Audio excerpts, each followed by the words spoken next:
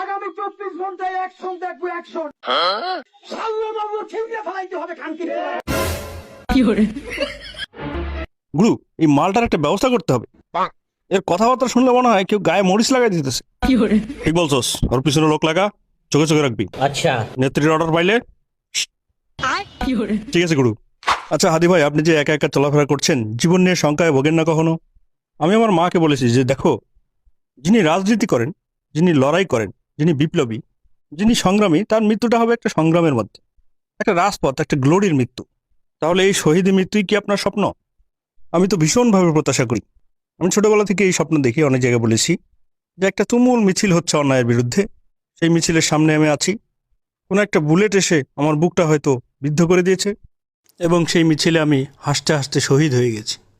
তাহলে আপনি মৃত্যুকে একটুও ভয় পান না?